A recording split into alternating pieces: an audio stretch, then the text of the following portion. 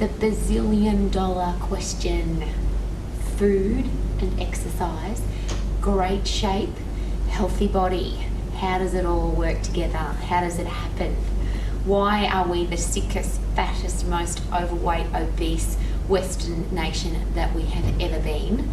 And we know more about exercise and healthy eating and disease counterproduction than ever before in history, and yet we are the worst. We're in the worst shape we've ever been. We're fat and we're unhealthy. Today is all about, let's find out how to change it, because as international fitness professionals, if we can't get the balance between food and exercise, and the quote, this is my absolutely favourite quote, I have 4 puppy dogs. When I tell them it's food time, they jump up and down, they're excited and they're passionate and they can't wait to eat because they love food, it's yummy. I love food, it's yummy. When I say it's exercise time, they jump up and down, they're passionate, they're excited and they can't wait to go. They don't care if it's raining, they don't care if it's windy, they don't care if it's hot, they just want to go exercise. And yet as humans, beautiful, beautiful food. The world is full of yummy food. I go out to a great restaurant and watch people eating the most beautiful food on the planet, and most of them look grumpy. Usually what the look on their faces is guilty. I feel guilty because I'm eating food, even though it's yummy. And then people who are really wanting to eat that food but they're on a diet look at the food and go, wish I could have it, wish I could have it, wish I could have it. And when they do have it, they go, I wish I didn't have that, I feel sick or I feel bad.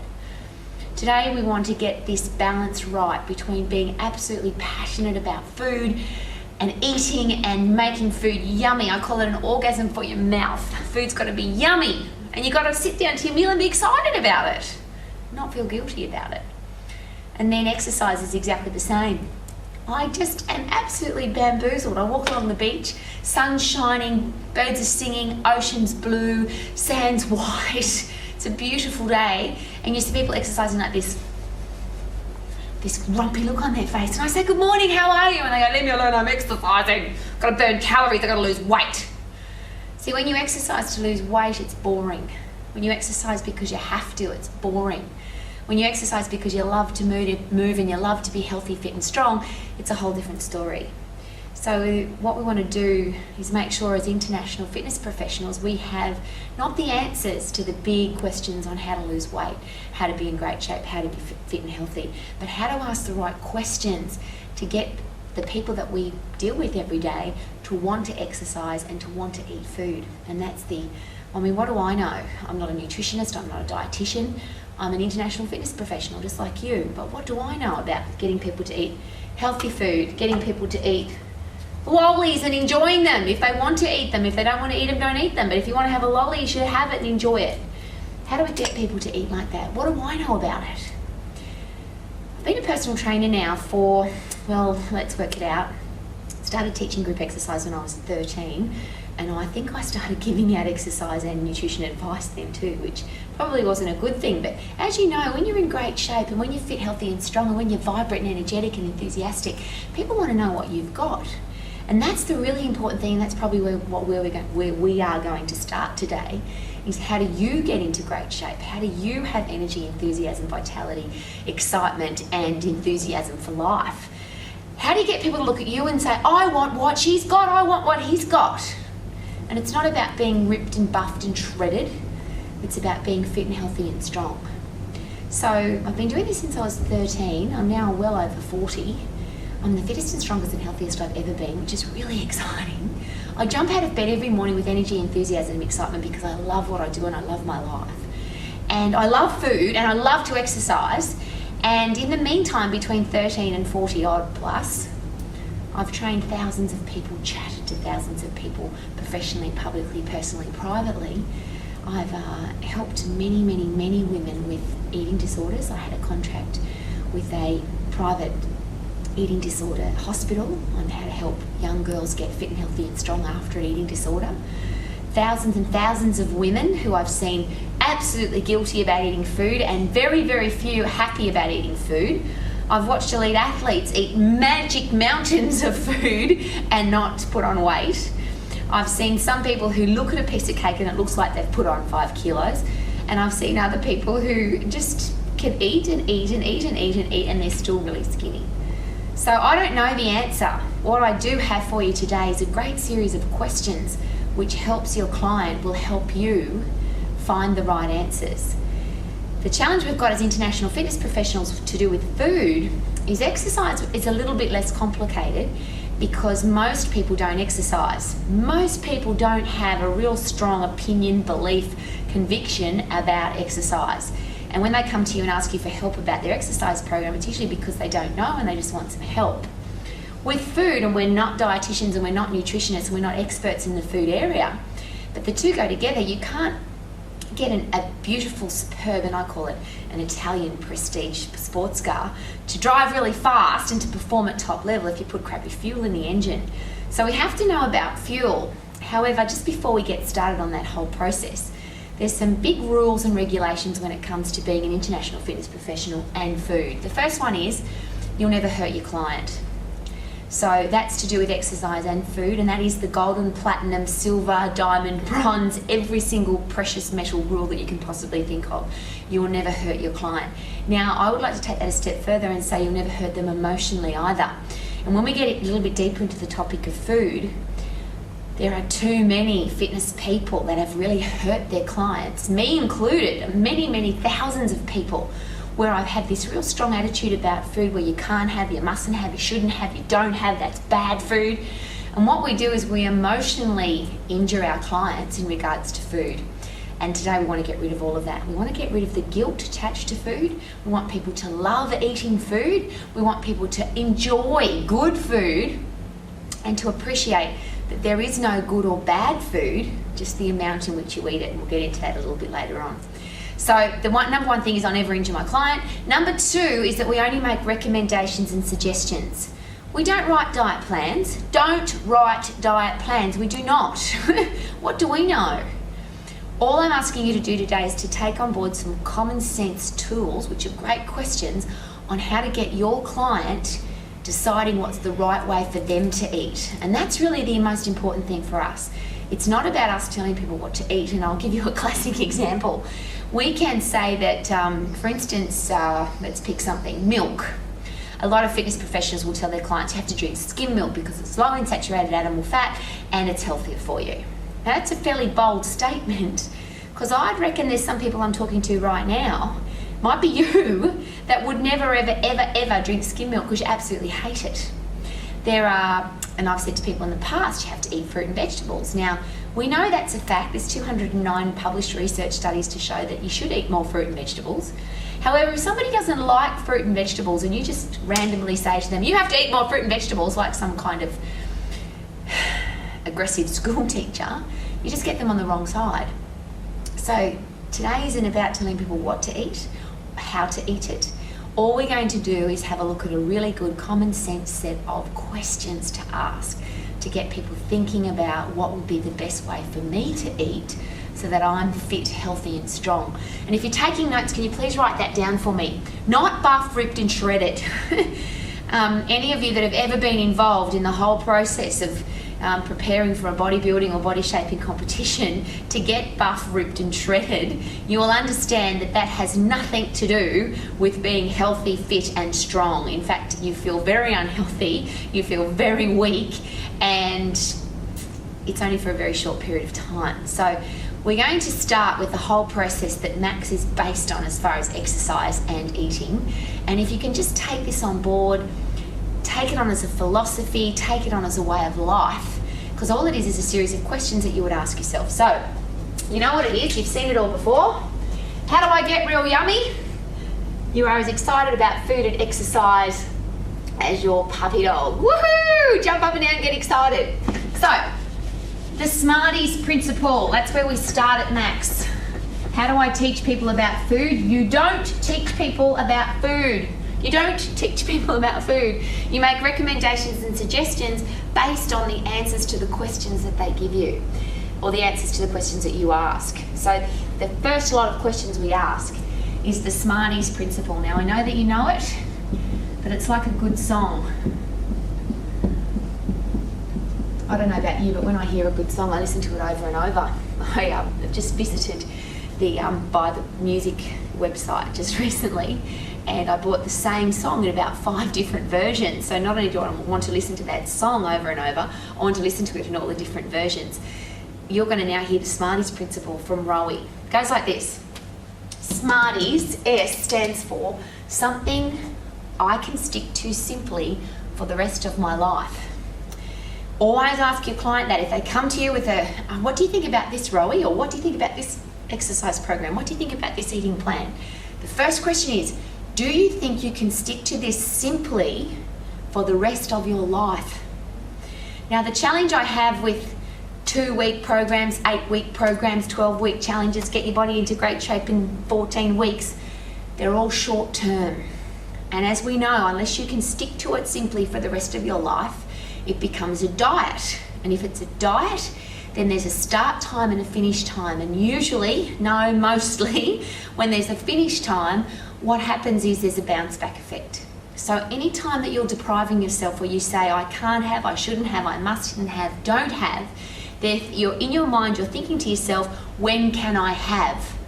And I can only come at you from a female point of view, but for a woman, that means don't have, don't have, don't have, don't have, don't have, and then have the whole packet. And that's what we're trying to avoid for our clients. It's the binge eating that's the challenge. It's the big, large amounts of food that are the challenge. We want to get people to really enjoy every mouthful of food. There are no good or bad foods, only the amount in which you eat it.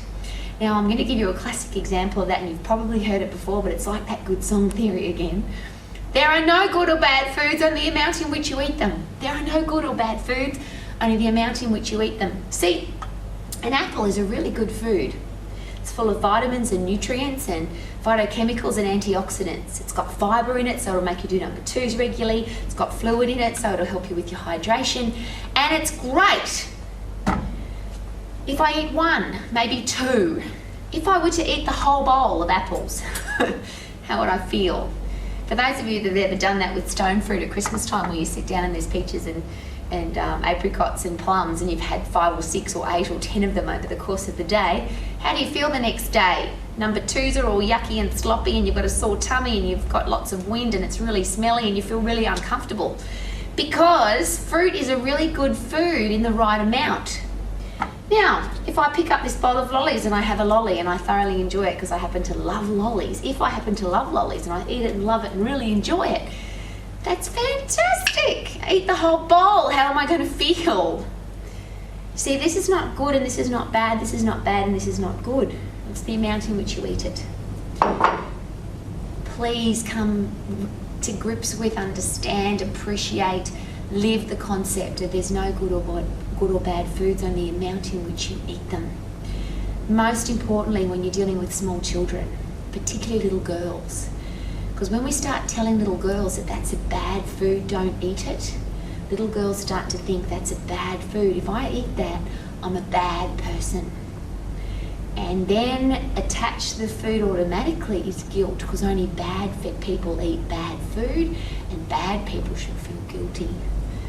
And then we have this whole stigma where we've got little children who don't eat food because they think it's bad, or they eat lots and lots of food because when you tell a child don't do that, what do they normally do? So this is not about a 12-week challenge. This is a long-term lifestyle effect on how we teach our kids to eat really, really well, to be healthy, fit and strong. So what can I stick to simply for the rest of my life? Always ask yourself that question. Can I stick to this simply for the rest of my life? M stands for moderation. Is this eating plan, is this exercise plan in moderation so I can stick to it for the rest of my life? Moderation simply means that I can spread it out over the course of the day, the course of the week, the course of the month, the course of the year, and there's not too much of anything and there's not too little of anything. There are 4 macronutrients, as you know. There's alcohol, carbohydrate, protein and fat. The body needs all of them, bar alcohol. Some people will argue that. But we need carbohydrate, we need protein, and we need good fat for the body to survive. However, if you have too much of one and not enough of the other, you get an imbalance, which means it's not in moderation. So always ask yourself, don't ever tell, just always ask, is what you're doing now in moderation, and is it something you can stick to for the rest of your life? Is it achievable? For that person, Possibly not for you, but for your client, you always have to ask them, is this achievable for you? Because one of the big challenges we have is that if we set people up to fail, they then associate healthy eating or the attempt to healthy eat, and they associate exercise or the attempt to exercise regularly with failure. And we want people to achieve, because when people are achieving, then they want to do more of it. I heard a great story just recently of a young teenage boy from the UK, and he had started swimming, but in the UK he was a little bit average. He didn't really enjoy swimming, and it wasn't something that he loved to do. He came to live in New Zealand, and he went to his first swimming carnival and he won everything. He achieved at the top level. He won everything. This young man now wants to swim for New Zealand and then swim for the World Championships and swim for a gold medal, because achieving is exciting. If we set our clients up to fail, and often the eating plans that we suggest and make recommendations for, they're too hard. So when somebody can't do it, it's too hard, they fail, they don't achieve, then they don't stick to it for the rest of their lives. Exercise plans are exactly the same. If I say to somebody, you need to exercise for 20 minutes. If they do 15 minutes and they're puffed or tired or their muscles are sore or they don't want to go anymore, but I said they have to do 20 minutes, now they feel like a failure because they haven't achieved what I asked them to achieve. But if I ask my client, how about we pop you on the treadmill or the bike or go out have a dance and just keep going. If you can do a minute, that's fantastic. If you do 3 minutes, that's awesome. Just go for as long as you can, and if you get puffed, slow down and stop. If I suggest they do 2 minutes and they do 3 minutes, how do they feel? Failure, achieve, failure, achieve. Achieve! They feel like they've achieved. So if I've achieved at 3 minutes, then I'm excited to go and do 4 minutes. But if I say do 20 and only do 15, then they feel like a loser and it's not achievable, so they don't want to keep going. I believe that as international fitness professionals, this is our number one responsibility. A, don't hurt your client, and B, set them up to achieve, not to fail. Set them up that they can do this for the rest of their lives, because I promise you, having been doing this for such a long time, I believe there are people I have killed. I believe there are people who are dead because of me. I believe that there are exercise programs that I wrote with 15 exercises, 3 sets of 10, 3 times a week. And I said, if you don't do this 3 times a week, don't bother. Now, we know that strength training is great for osteoporosis, it's great for coronary heart disease, it's great for type 2 diabetes, it's great for speeding up your metabolism to fight against obesity. Do you know how many people aren't doing a gym program because I wrote them a program that wasn't achievable for their lifestyle? Some of those people are dead. I don't know who they are. All I'm asking is that you and I, as international fitness professionals, stop doing that. Stop writing programs that people can't stick to. Stop giving them eating plans that are absolutely impossible. Women need chocolate. If you say to a woman, you can't have chocolate, and she absolutely loves it, the most important thing is she's going to be thinking about it now. I had another classic example of a lady who said to me, I'm not going to eat bread, Rowie, because I've heard that carbohydrate's bad for you. I said, fantastic. Let me know how you go with that. It's not my job and not my role to tell her what to eat and what not to eat, especially when she comes to me and says, I've decided not to eat bread. About a week later, she came back to me and she said, Rowie, I'm finding this really difficult. I said, why is that? And she goes, well, I never used to eat bread, so I thought it would be really easy not to eat bread. She said, but since I've told myself that I can't have it, all I ever see now is the bread shop, and all I ever smell is freshly baked bread, and all I want to eat is bread. It's interesting how the brain responds so amazingly to you can't have, you mustn't have, you shouldn't have, don't have, and then we think about it all the time. You say to somebody, don't do that, and the first thing they think about is doing it because the brain doesn't understand the word don't. So please, achievable, realistic, and realistic usually fits into what they can fit into their life. Is this a realistic eating plan for you? Is what we're going to ask you to do here realistic for the career that you have? Is it realistic for the family lifestyle that you have? If you have to weigh it, measure it, cook it, do it differently to the rest of the family, often for your client that isn't realistic to fit in with their lifestyle. So always have to ask those questions. Is this realistic for you to stick to simply for the rest of your life? T stands for time efficient. Very, very, very busy people in the world today. And it's really nice to say, oh, let's bake a lovely healthy cake. However, some people don't have time to bake. Some people don't even have an oven. Some people just have a little microwave and that's all they've even ever had in their kitchen. So the question you have to ask is this time efficient for your lifestyle? It's nice to chop up fresh vegetables. It's the best way to eat vegetables. But for some people, that's not time efficient. Maybe the most efficient for them is to get a packet of frozen vegetables and quickly heat it up in the microwave. Now, you can argue that point with me, but it's better for people to eat vegetables than to not eat vegetables. And there are some interesting research studies to show that frozen vegetables are better than fresh ones because they come snap frozen out of the garden onto the plate. So have a little think about that from a common sense point of view. Interesting and enjoyable is the I and the E. Is this eating plan, is this exercise plan going to be interesting for you? Is it going to be enjoyable for you? See, it's easy to say you should do this, but unless you're going, oh, yummy, this is fun, I'm really enjoying it, it's very unlikely the person's going to stick to it for very long. So, not interesting and enjoyable for you. Please, it's not about you, it's about your client.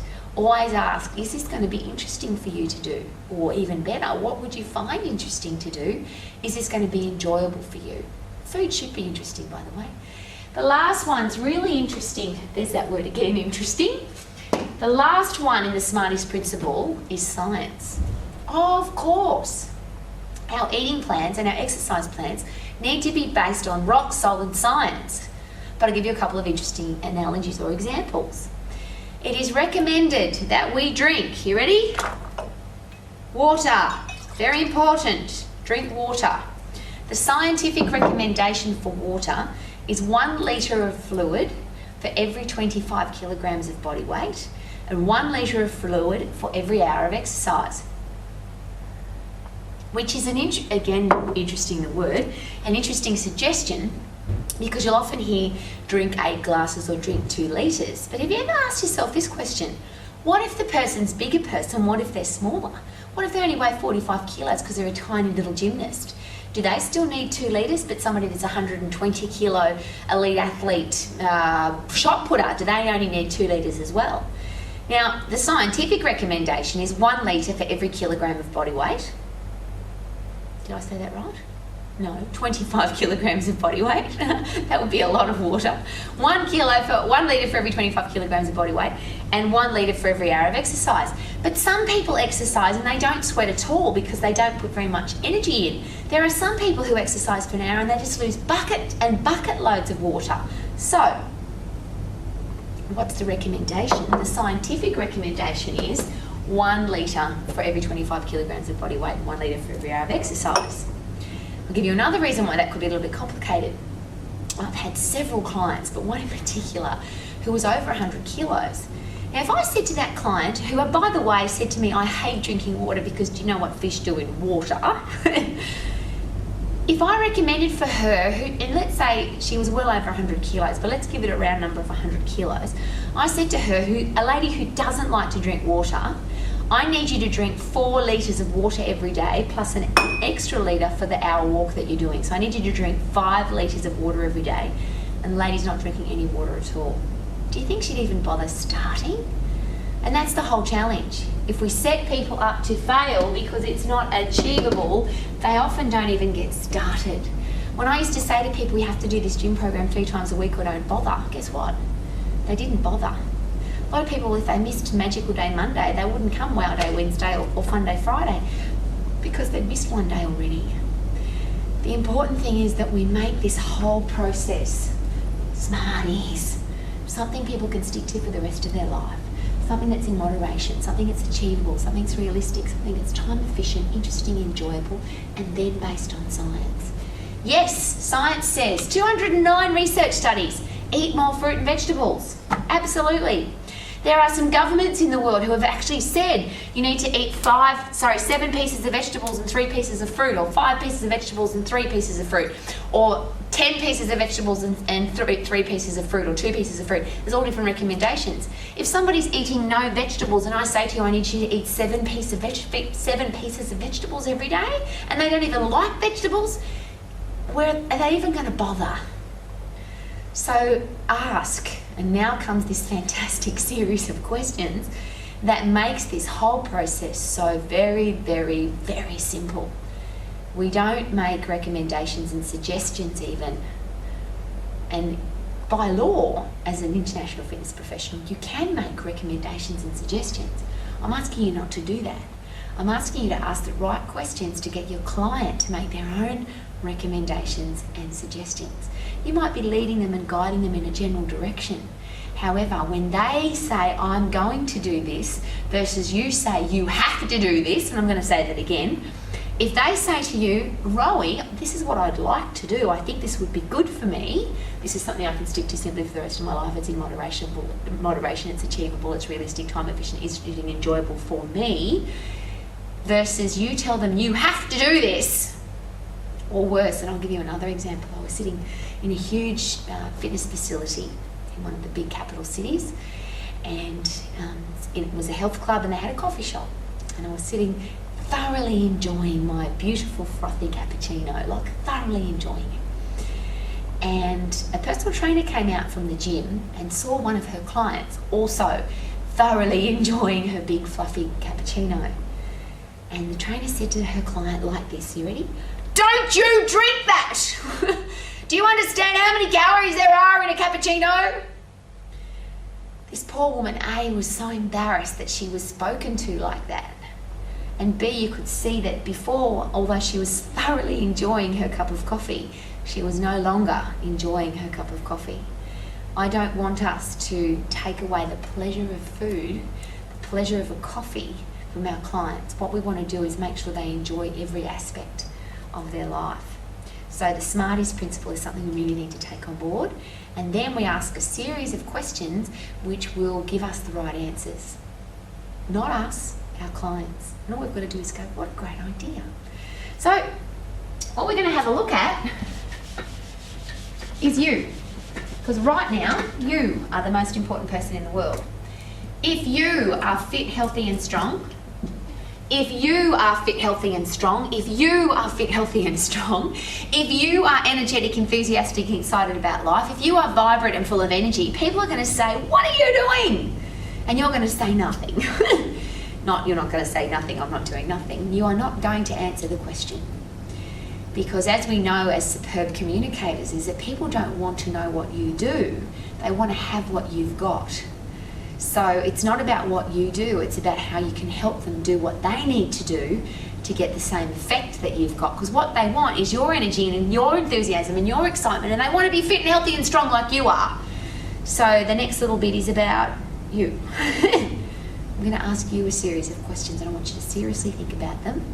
Then I want you to practice asking those questions so that you can ask them fluently and effectively with great communication, with empathy, with understanding, and you will look at your client deep down into their soul and help them feel healthy, fit and strong with this series of questions.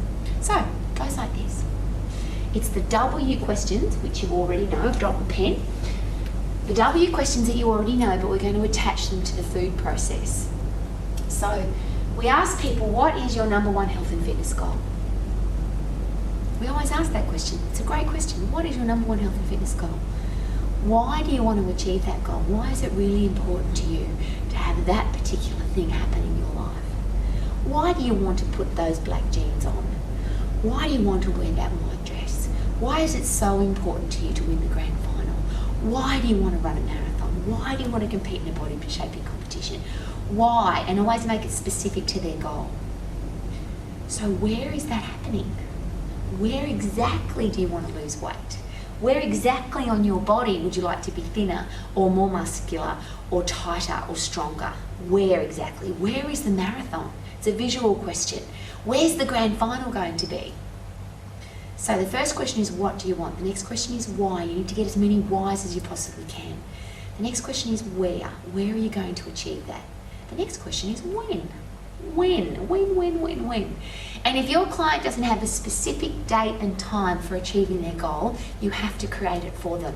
You have to say very specifically, if you did know when you wanted to wear those black jeans, when exactly would it be? Do you have a family reunion coming up? Well, we all know that's a great example of people wanting to be in great shape because their family hasn't seen them for a long time. When's the next time you need to get your photo taken? When's the next time you're going to the beach and you need to wear little clothes? When's the next time you're going to an event where people haven't seen you for a long time? What is the exact date and the exact time? Now, I know you've probably heard this example before because it's mine and I use it all the time. I remember sitting down with two ladies, and by the way, I will never, ever, ever sit down with two people ever again to ask them their personal health and fitness goals, because personal training is exactly that, personal training. And if you sit down with two people, they're always, is this the right thing for me to say while this other person's listening? So I learned from this experience, I had two ladies together and I said to them, what is your number one health and fitness goal? One lady kind of haphazardly, wishy-washy, eventually I'm going to lose some weight. I think I should probably lose some weight eventually. The other lady said to me, and I'm paraphrasing but very close to the quote, she said, on the 24th of December at 7:30, it's 24th of December, 7:30 Christmas party, I'm not walking into that Christmas party ever again as the fat chick. And she looked me in the face and she was aggressively picturing herself not walking into the party as the fat chick. So of course I asked, where exactly is the party and what exactly do you want to look like? She had an exact date, an exact time, an exact feeling that she wanted to have by achieving her goal.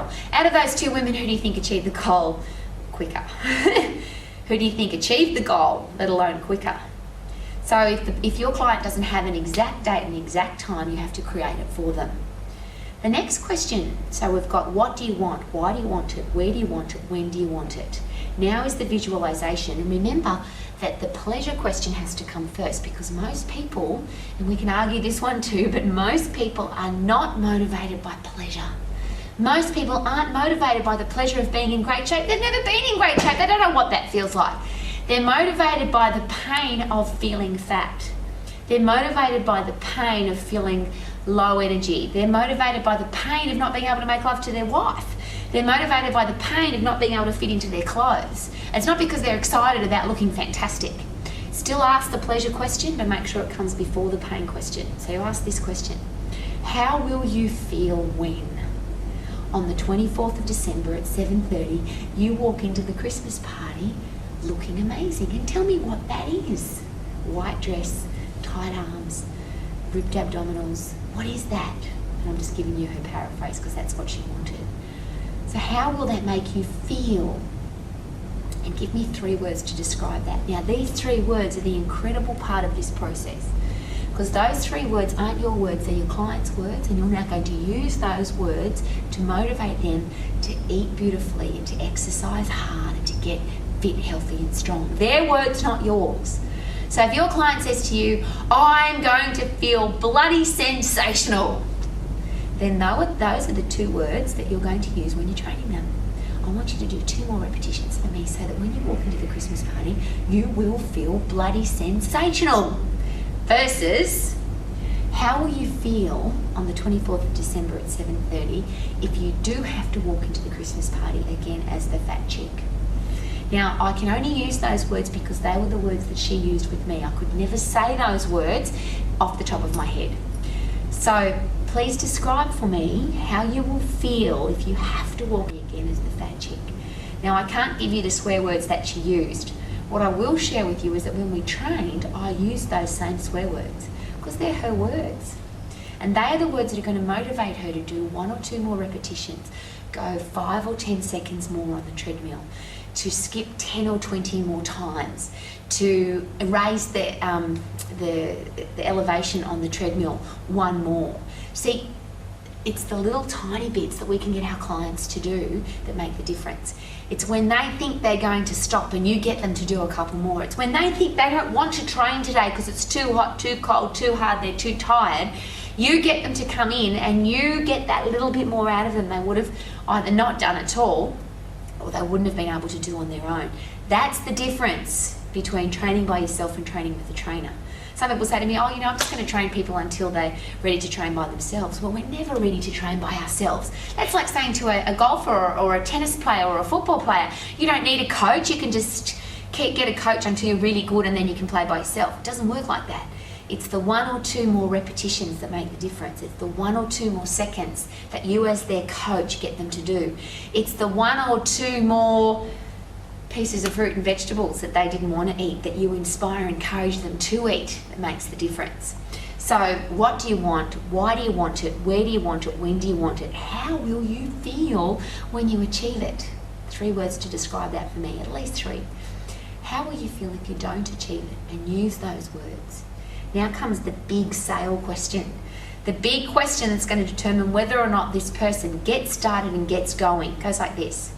If you keep doing what you're doing now, will you achieve the goal of walking into the Christmas party on the 24th of December looking bloody sensational versus being the fat chick again? I've now been my client's unreasonable friend. I haven't patted her on the back and said, it's all right, you're beautiful anyway, it's okay. She's come to me with a goal, and my responsibility as an international fitness professional is to help her achieve that goal. And can she? Of course she can. Of course she can. She's going to have my support, she's going to have my encouragement, she's going to have my knowledge, my wisdom, my experience, and I'm going to get the very best out of her. And I need you to talk like that too. You are an international fitness professional who is or already are helping people achieve their goals. What an amazing career. So funny, people say to me, how can you be so happy all the time? When you have a career like this, when you are helping people every single day to achieve their goals, to look and feel fantastic and to be healthy, fit and strong, of course you've got a great career. So how will you feel if you do achieve your goals? How will you feel if you don't? If you keep doing what you're doing now, will you achieve the goal? It's a huge question. If the answer is yes, because some personal trainers say to me, Rowie, what if they're already on track to achieving their goals? Well, it goes like this. Most people, and I'll give you the statistics, it's really simple. 90% of people stop 10% before achieving the goal. So even if your client is on track to achieving their goal, even if they're on track, 90% of people stop 10% before the goal. And there's some really interesting examples of that. People that enter into a bodybuilding or body shaping competition, 90% of them stop even training and stop getting prepared for the competition about 10 days before the competition, because that's the toughest time. In a marathon, most people hit the wall at about 35 kilometres. They've already come 35 kilometres. They've only got 7.2 kilometres to go. And most people, that's where they hit the wall and they slow down, they get really tired. And if they're going to give up, that's where people give up. At 35 kilometres. How? You've come 35, you've got 7.2 to go. So there are people that will say to you, yes, I'm absolutely on track. Well, to guarantee that you achieve the goal, to guarantee that you win, to guarantee that you can walk into the Christmas party on the 24th of December at 7:30 and look bloody sensational and not be the fat chick, we're going to train you and I together to make sure that you achieve your goal. Most people won't say to you, though, that they're on track. Most people will say to you, no, if I keep doing what I'm doing now, I will not achieve my goal. I need your help. Next question, really simple. What do you want me to do to help you as your fitness professional, as your personal trainer? What do you want me to do to help you achieve your goal? And if they don't know, simple question, if you did know, what would it be? Might be this. You've tried lots of things in the past. What didn't work so that I don't do that? The last two questions, very important. What are you prepared to do? Because even if I make recommendations and suggestions of healthy eating, and different drinking habits, a bit dribbled, that's always good, of an exercise plan, and we do have a plan to get you into shape, it doesn't matter. Because I can't train for you, I can't lift for you, I can't run for you, I can't kick for you, I can't eat for you. Ultimately, the question is, what are you prepared to do? So I can make recommendations and suggestions, I can ask great questions, but ultimately, what are you prepared to do to make sure that you walk into the Christmas party on the 24th of December at 7:30 looking bloody sensational, not being the fat chick? Last question is, what barriers have held you back in the past? Really important to ask that question, because simply that's the excuse question. You have to clear up all the excuses and all the reasons why, and they're not reasons, they're just excuses. If this person was going to achieve the goal, they would have done it already. That's why they need your help. So there's been some barriers that have held them back in the past. It could have been the money, it could have been the time, it could have been their lack of family support, all of those things. Ultimately, however, it's them. They've held themselves back, and you've got to break down those barriers and find out what stopped you before, so we don't allow that to stop you again. And you've often will hear me saying this to my clients. So you've used time before as an excuse, have you? I'm going to give you an exercise program that's going to take up the bare ass minimum time of 2 minutes every day. Can you find 2 minutes out of 24 hours every day to commit to your body? And the reason I use the 2 minute analogy is because everybody commits to 2 minutes a day to brush their teeth. Even people who only brush their teeth once a day will still, if they only brush them once a day, they usually brush for about 2 minutes. If you're in a hurry, some people brush for a minute in the morning and a minute at night. Some people are extra pedantic about their teeth and they brush 2 minutes in the morning and 2 minutes at night. But ultimately, everybody brushes their teeth. Everybody brushes their teeth. So if we can get people to commit to a bare ass minimum at the BAM of 2 minutes a day, then it's achievable. Yes, absolutely. Even if somebody's really tired, even if they're stressed, even if their whole life's driving them crazy, they can still find 2 minutes every day. So I won't let people use time as an excuse. I won't let people use money as an excuse, because it's never the money. It's the allocation of the money. People find money to drink alcohol. People find money to drink coffee. People find money to gamble. People find money to go out. I go out in the capital cities of Australia and New Zealand and America on a fun day, Friday or Saturday evening, and usually it isn't to go out to a nightclub, I promise. I'm usually out walking or running late at night, and I see people who tell me, I've got no money to have a personal trainer, I've got no money to go to the gym, and they're absolutely blind drunk. Now, you cannot drink out unless you've got a large amount of money.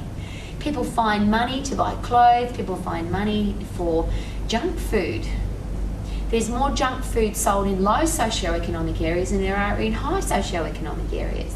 Money's never the challenge. It's usually the laziness or the lack of discipline from your client, and that's the number one reason why people don't achieve their goal, and that's why it's your responsibility as a personal trainer, as a fitness professional, to stop them making excuses, stop them from blaming outside environment for not achieving their goals, and make sure that they do.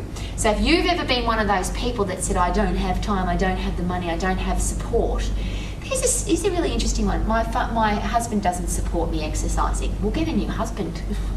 I have said that to so many of my female clients, because if your husband doesn't want you to be healthy, fit and strong, then he doesn't love you. If he wants you to be weak and fat and flabby and stressed and overweight and feel bad about yourself, you're with the wrong guy.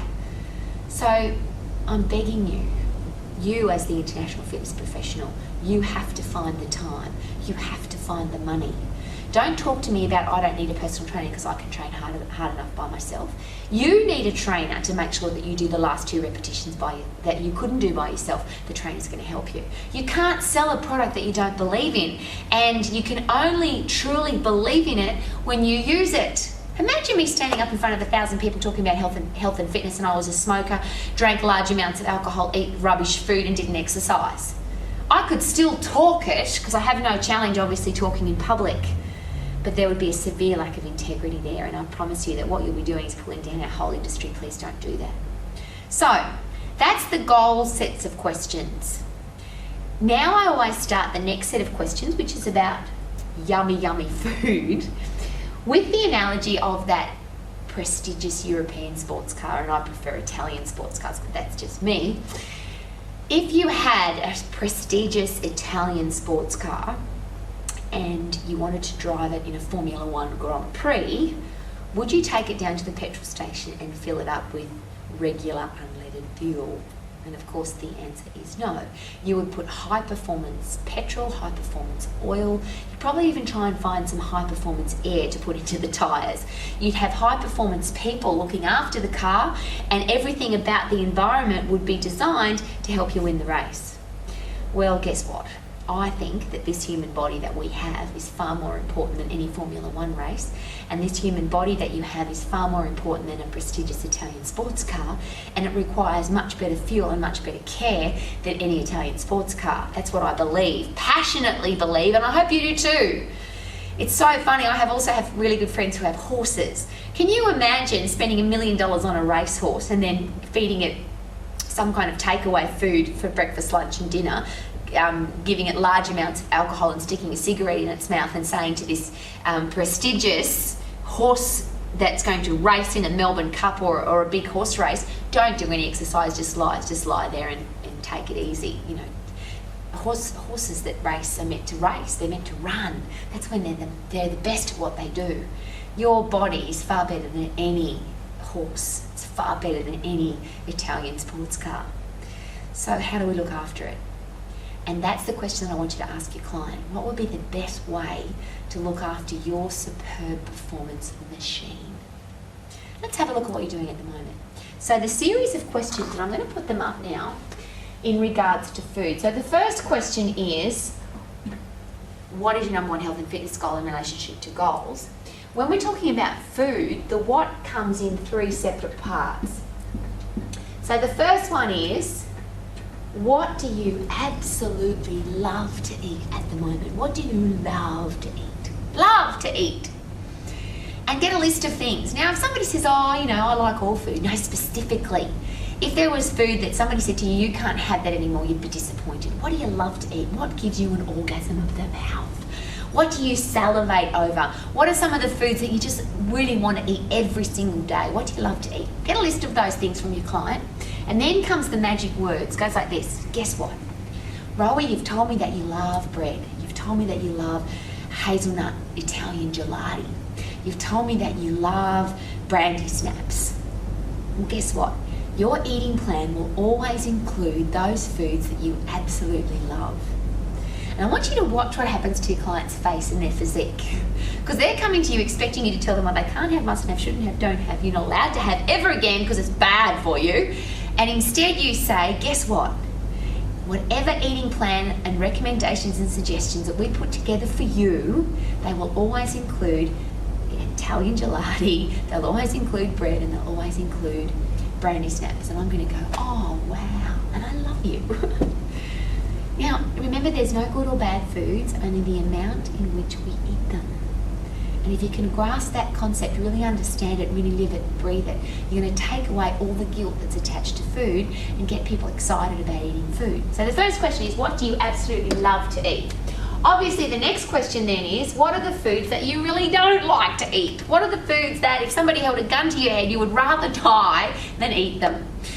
There's a team training concept that we've done here at Max with our team, where we pick some of the most revolting foods on the planet, and as a team you have to eat those foods. So things like oysters and raw onion and what else was there? Blue vein cheese and mussels, and just things that most people don't like to eat. Now, as I've said those things, some of you might have said, oh, but I love them, they're my favourite. Can you see why it's really, really silly to say that's a good food and that's a bad food? Because some people love what you hate and other people hate what you love. So what you eat is irrelevant. We have to ask what they eat. So what do you absolutely love to eat? What don't you like to eat? And again, the magic words, when you've got a list of things that this person absolutely hates to eat, you're going to say this. Guess what, Rowie? Your eating plan of the recommendations and suggestions that we make together for you to be fit, healthy and strong are never going to include mushrooms. Now, you might love mushrooms, but this little blonde-haired lady, I'd rather eat fungus because that's what I think they are. I just don't want to eat mushrooms. So find out what your client loves to eat and say you'll never have to eat it. You'll absolutely, we will encourage you to eat it and enjoy it. Find out what they don't like to eat and promise them that they'll never have to eat it. What happens now is we're starting to build rapport, we're starting to build trust. This person's now thinking, wow, I was expecting to come here being told what to do, and instead my trainer or my fitness professional has already told me, guess what? You can eat chocolate. Guess what? You never have to eat broccoli, whatever. The next question, really simply, is if we went to your cupboard, your fridge, your pantry, your shopping trolley, and had a look in general at what you like to eat. Now, this is replacing the normal question that most average fitness professionals ask, which is, so what did you eat yesterday? Well, first of all, it's not the exercise that you did yesterday that got you into the shape that you're in now. So if you're really, really strong, it wasn't the weights that you lifted yesterday that made you really, really strong. And if you haven't lifted weights for a really long time, it's not yesterday's weight training that's going to make a difference. So what you ate yesterday doesn't matter. What matters is what you're eating on a regular basis over a long period of time. The Smarties principle. What have you been sticking to simply? So what will we find in your cupboard? What will we find in your pantry? What will we find in your fridge? What will we find in your freezer? What will we generally find? What do you eat? It's this really easy question. Now, what happens now is it takes the pressure off, excuse me, itchy face, takes the pressure off the person to tell you, because here's what also the other thing that I've found from many, many years of experience. Say to somebody, what did you eat yesterday? if somebody's coming to see a personal trainer or a fitness professional, and one of two things will happen if they're coming to see you today. One of two things would have happened yesterday. One is they would have eaten all the things that they think you're going to tell them they can't have today.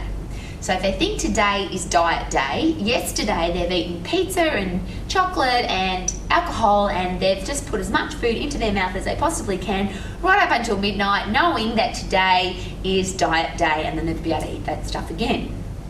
First thing that's happened. Or second is what they've done is they've said, okay, I'm going to the personal trainer tomorrow, I'm going to the fitness professional tomorrow, and they're going to ask me what I eat. So today I better eat really well. So often I've said to people, what did you eat yesterday? And they say to me, well, I had cereal with skim milk for breakfast, and I had a salad sandwich for lunch, and I had lean meat and vegetables for dinner, which is lovely if that's what you ate yesterday. But as I said, it's irrelevant what you ate yesterday. It's what you've been eating consistently over the last 5 years, 10 years, 20 years, 30 years that's made the difference. And here's another question I always ask my clients.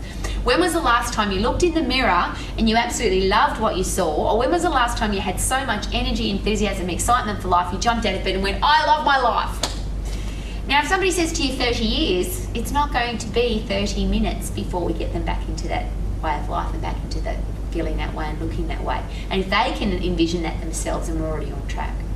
So what is it that you like to eat? What is it that you don't like to eat? What are you currently eating at the moment? Really easy questions. The other thing that does is it takes the pressure off again, because it's not about what you ate yesterday. It's about what you eat in general. So the first question is what? The next question can be very complicated. Why do you eat? Now, for most people who have a healthy relationship with food, why do you eat is a simple question. And the answer is because I'm hungry. I eat because I'm hungry. What we're going to do now is have a look at the reason why people are overweight, the reason why people are fat, the reason why people become obese, and also the reason why people have eating disorders. Now, this is not Rowie psychology, this is just how the world works. I'm going to have a really close look at it, because this question here opens up a very, very large can of big worms if you don't have an understanding of that particular question. So, the why question, why do you eat food, is based on what we call the emotional eating scale. Now, I would draw it, and once you've drawn it, I would ask yourself all of these same questions. The emotional eating scale 0 to 10 simply means a rating or a scale of your emotional relationship with food. I'm going to say that again. Your emotional versus your logical relationship with food. Are you emotional about food? Are you logical about food? So, if you are 0 at this end of the scale, we would call that logical. You have a logical relationship with food, and we'll have a look what that means. If you are at this end of the scale, we say you have an emotional relationship with food.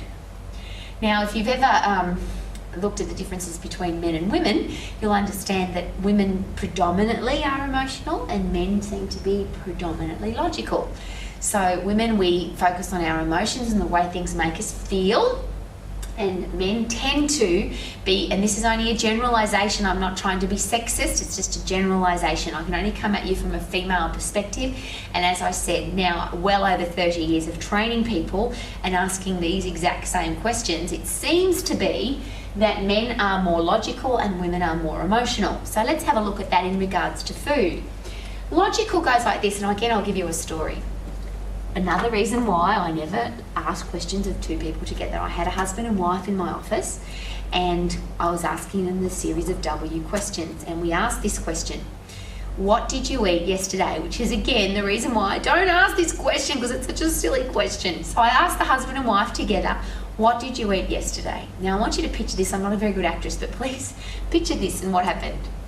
The lady started writing, and she, like I'm talking flat out, she remembered everything that she'd eaten the day before, right down to I had 2 peanuts out of my children's lunchbox. I had 1 Tic Tac when a girlfriend offered it to me. I had 2 mouthfuls of my kids' cordial when they came home from school.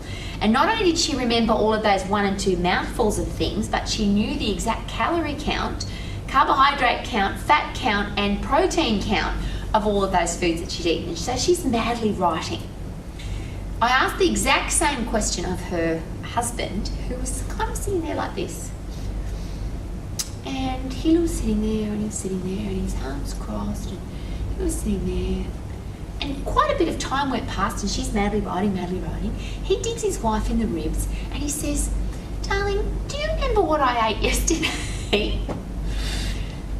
I have never seen someone get quite so emotional about food. He was just so cool, calm and collected, could not remember what he ate yesterday. Now the reason for that was because he had no emotional attachment to his food. He forgot about it. It didn't matter anymore because what he ate yesterday was irrelevant, because it's not logical to focus on what I did yesterday, because you can't change what you did yesterday. But here's what his wife did. Oh my God, I cannot believe, I just am blown away that you can't remember what you ate yesterday. For lunch yesterday, you had half a bucket of Kentucky Fried Chicken. Do you have any understanding how many fat grams, how many calories, and how bad Kentucky Fried Chicken is? You ate half a bucket all by yourself. That is disgusting. I can't believe I'm even married to a man that would eat half a bucket of Kentucky Fried Chicken. This is not a logical response to his question. This man was so unemotional about his food and no guilt attached to his food that he couldn't even remember what he ate yesterday. His wife, on the other hand, I must stop dropping my pencil. His wife, on the other hand, was so emotional about food. Did you hear her comment? I can't believe I'm even married to a man that would eat such bad food. See, when you are logical about food, there's no good or bad food. There's just food. When you're hungry, you eat. If you're not hungry, you don't eat. And the beautiful thing about the logical end of this scale is if you carefully listen to your body, what do you think hunger is? Hunger is your body saying to you, it's time to eat. And if you listen carefully to your body, it will tell you exactly when it's time to eat. Most people don't eat because they're hungry. So when we ask the question, why do you eat? Somebody that's logical will say, because I'm hungry. Because I haven't eaten for 4 hours and I probably need some food. If you ask somebody who's emotional about food, why do you eat? It might come out like this, because I'm angry. Because I've had a bad day, because I've had a fight with my boyfriend, because I always eat when I'm emotional, because I'm angry with my husband, I'm eating because it's the wrong time of the month, and of course I've got to eat chocolate because women need chocolate.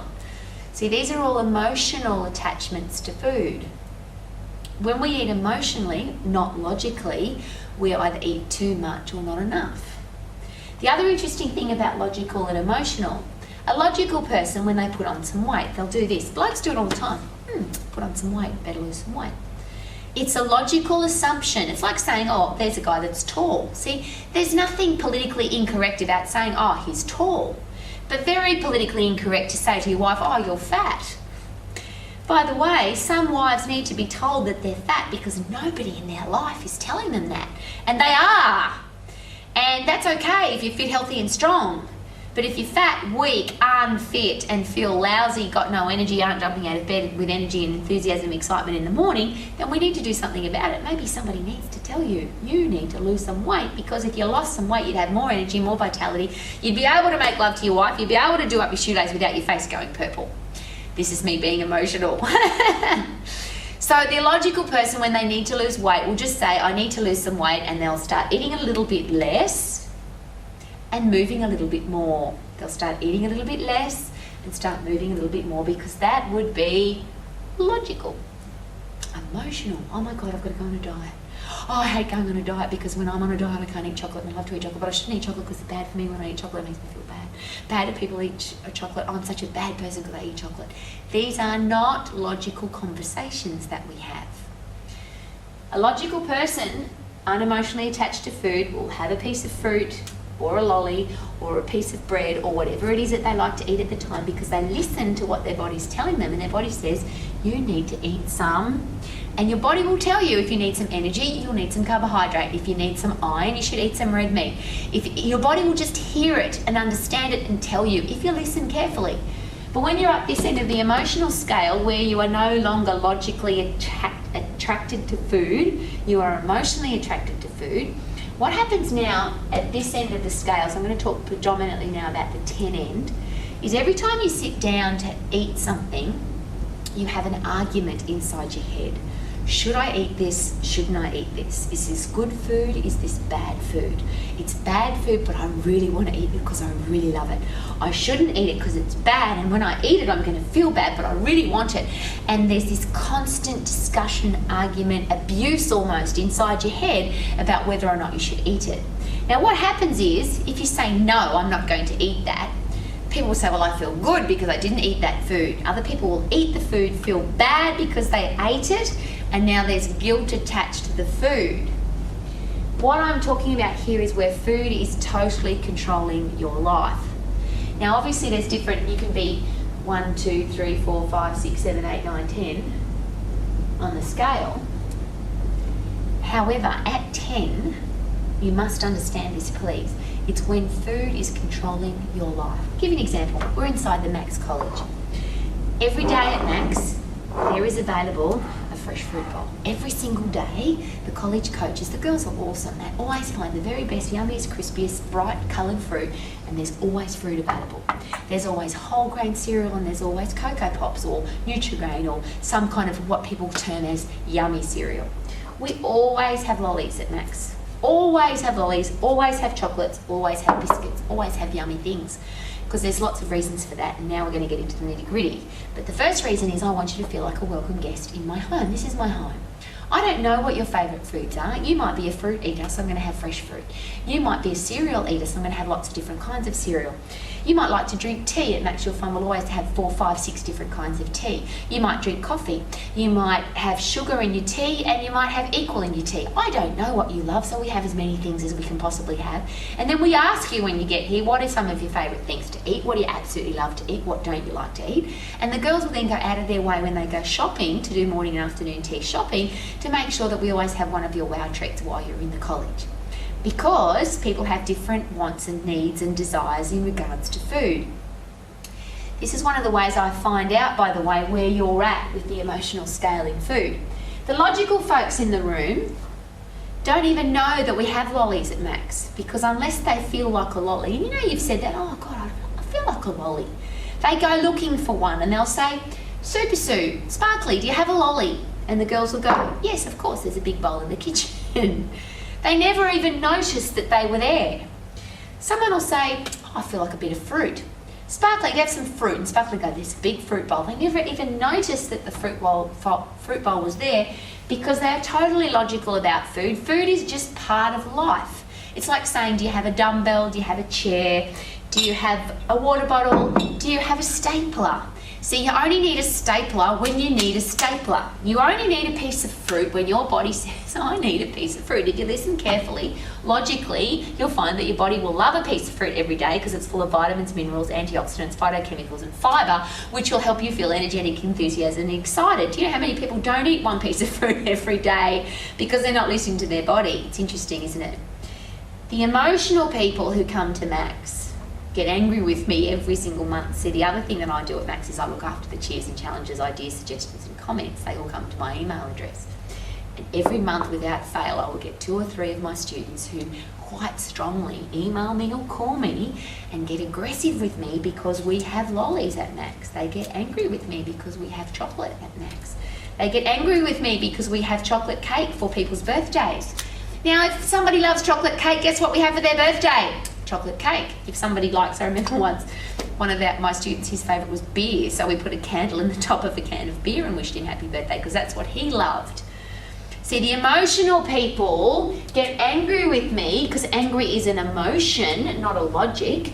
They get angry with me because there's lollies. And see, because lollies to them are a bad food, they would never have lollies or chocolate in their house because bad people have bad food in their house. That is not logical. There's no such thing as a bad food. If you eat the whole basket of apples, you will feel sick. That's bad. It's not the food that's bad, remember, it's the amount that you eat it in. When somebody loves a chocolate, to have a beautiful chocolate, have it melt in your mouth and thoroughly enjoy it is a wow experience. It won't make you fat. It won't take away your energy. In fact, it will energize you because you've had something you've thoroughly enjoyed. It's not about, well, I have some chocolate now, I've got to exercise for an hour. See, that's not logical. It's emotional. People who eat a Tim Tam and say, oh my God, I've put on 5 kilos. Weigh the Tim Tam. It does not weigh 5 kilos. It could not have put 5 kilos on you. Eat many packets of Tim Tams over a long period of time and you may weigh an extra 5 kilos. But eating a packet of Tim Tams is emotional. Nobody eats a whole packet of Tim Tams logically, because a packet of Tim Tams, a whole packet is not logical. Are we getting this? Now, the interesting challenge we've got, I'll just pick up my pen again. The interesting challenge we have when people are at this end, the ones that get angry because I've got lollies in the college and because we have chocolate cake for morning tea, because we shouldn't have it, it's bad food, and why are you putting me in a situation where I've got to have an argument with myself, because the only people that notice we've got lollies are the ones who don't want to eat them. And just quickly, you don't have to eat them. It's not logical just because there's a lolly there that you have to eat it. You don't have to, you can logically leave it there. But emotionally, people are having an argument with themselves. Oh my God, I shouldn't have. And if they have one, they feel bad. And then they don't take responsibility for eating the lolly. They blame Rowie. Rowie shouldn't have lollies in her college. Come on, guys. If you're living in this place, if you are at this end of the emotional eating scale, if you are constantly fighting with yourself about food, if you have an argument with yourself every time you sit down, should I? No, it's bad. Yes, I'd like to. What happens now is when you are delivering recommendations and suggestions about food, you give that same information to your client, and it's very, very dangerous. I'm asking you to stick to the system, which is the W questions. Understand this emotional eating scale. Understand if you're at this end. Now, it's also very dangerous to be at this end when you're delivering information, because if you are totally logical about food and have no understanding that somebody's having an argument, you'll get this happening. And I'm going to give you one of the most awfulest, toughest, most horrible experiences that I have ever had as a fitness professional or as a personal trainer. I had a client who came to my gym. She wasn't a personal training client. She was a member who came to my gym. She was told by 2 or 3 other gyms in my town that she couldn't exercise there because she was anorexic. Now, I'm going to explain to you very quickly how somebody becomes anorexic and how somebody becomes obese, because I'm sure you've asked yourself the question, how can you be so thin that you don't eat any food, or how can you be so fat that you can hardly breathe, that you can hardly move, you can hardly walk, and there's no clothes to fit you? Well, interestingly, this 10 emotional scale, where you're constantly fighting with food, where food is controlling your life, now has another scale. At this end is where you sit down with food, have an argument with it, it's controlling your life, but you win. So every time you have an argument, should I, shouldn't I, should I really want to have this lolly, I really want to have this lolly, I really want to have this lolly, but I'm not going to have it, I'm not going to let this lolly beat me, I'm going to win. Well, ultimately what happens is you become anorexic. And what that means is that you are in control. You don't eat food, even if you want it, and you always do. And the anorexic girls and eating disordered ladies that I've dealt with, and the occasional man as well, they know every fat gram, every calorie, every protein gram, everything about food. They know more about food than any dietitian or nutritionist on this planet. They are totally and fixated and focused on food. Everything about their life is about food, but not eating it. They are so in control. The ultimate anorexic doesn't eat food. And that's what they're aiming for, that they're so strong and so powerful that they never have to eat. Because every time they have an argument, they win. Can you understand how illogical that is? So at this end of the scale is people who don't eat food. Food's controlling their life, totally emotionally controlling their life, but they don't eat it. This end of the scale is called obesity. And the really, really sad thing is if you, and you would never, but if you would ever try to explain to an anorexic that their mindset or their headspace is exactly the same as an obese person, they would find that incredibly offensive, because to them, they are the ultimate antithesis, opposite of the obese person, because obese people have no control and they're absolute losers. And can you believe that somebody could be so fat? Well, the interesting thing is that the emotional eating scale, they're in exactly the same place. Food is controlling their life, except that with an obese person, when they sit down to have that argument, the food wins. So they say, should I, shouldn't I? Yes, no, no, I'm not going to do that. That's really bad. No, and they just eat it anyway. And now the food wins. In an anorexic or eating disordered situation, they win. I find this really tough because I believe that this is the answer. And I don't know if we can fix what's already happened, but can you understand now why it's so important that with our little girls and our little boys, we never say that's a bad food. Because when you say it's a bad food, that's not logical. Apples can be a bad food if you eat the whole bag, if you eat the whole bowl. There's no good or bad foods, there's just the amount in which we eat. And logically, the amount is little. The amount should suit the amount of activity. That's the logical thing. If you don't do very much, you don't have to eat very much. If you do very much, you have to eat a little bit more. Some people do so much they have to eat stacks. If you've ever watched an Ironman event where they're going to exercising for 11, 12, 16 hours, they have to eat a lot just to keep up. Logically, please, we have to really, really focus on keeping this logical. There's no good or bad foods and the amount in which we eat it. Because if we don't fix this, we keep pushing people up this end of the scale. As fitness professionals, we say to people, don't have that, it's bad food, you shouldn't have it, you mustn't have it. And we're pushing people towards this end. And I'm going to be very politically incorrect. A lot of people become personal trainers or fitness people or even dietitians because they're so far up this end of the scale that they want to learn more about how to be more emotional.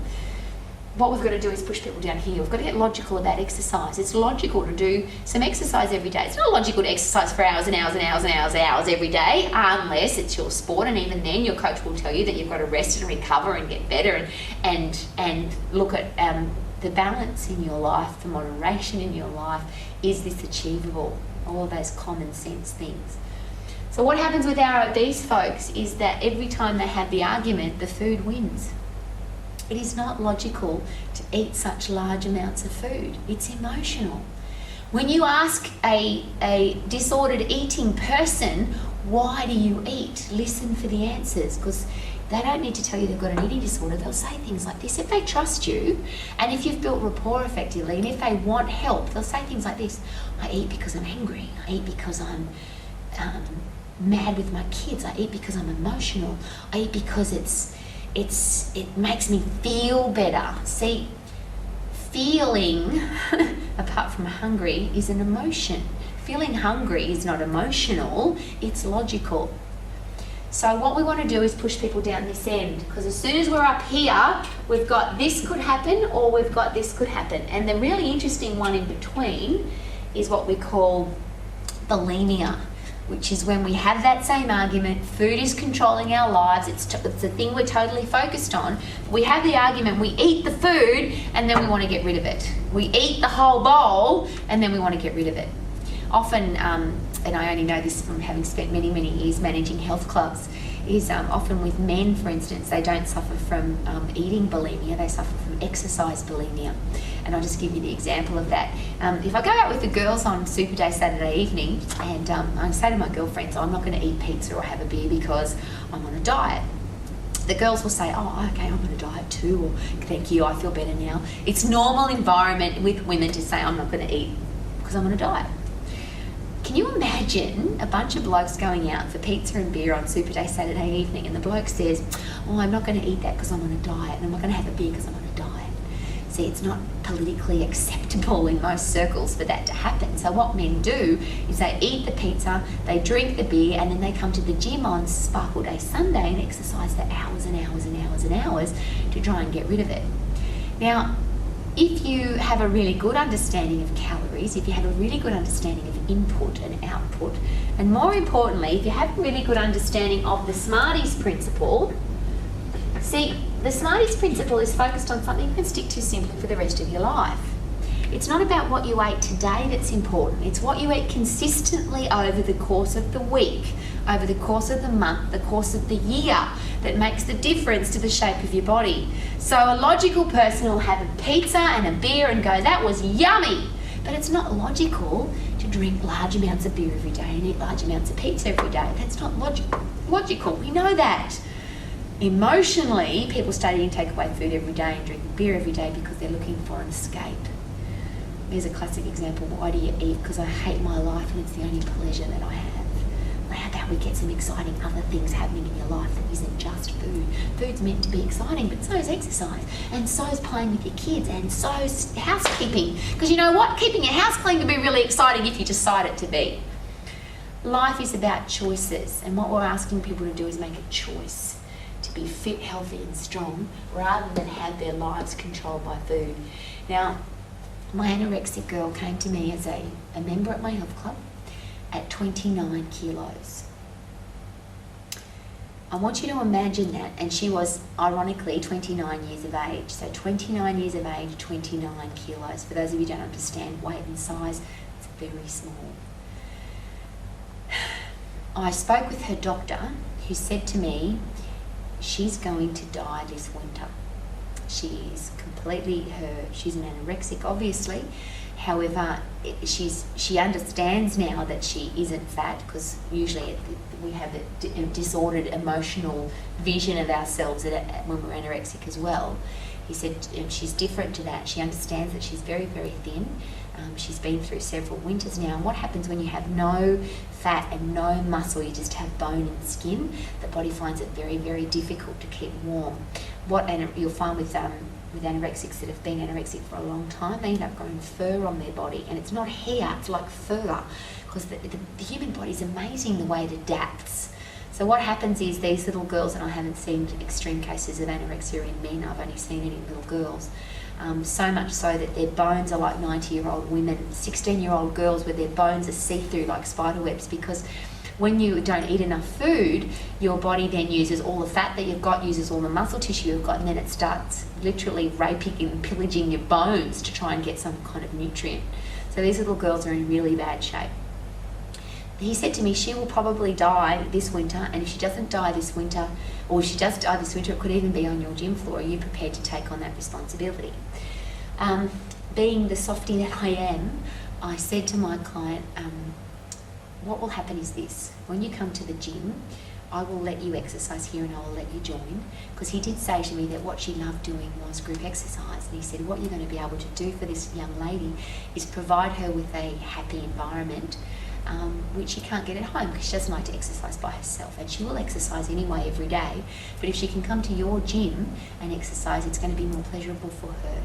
So I was a softie and said, yes, you can come to my gym and you can exercise, but I'm going to weigh you every day. Now, of course, I would never do that in an illogical environment. But what I said to her was, and I'm finding it very difficult not to use her name, what's going to happen is I'm going to weigh you every day, and if you lose weight, you won't be able to stay. You have to maintain the weight that you are now. Well, what happened is I did weigh her every day because I was at the club most days, and she didn't lose any weight until one day I put her on the scales and she put on about 500 grams.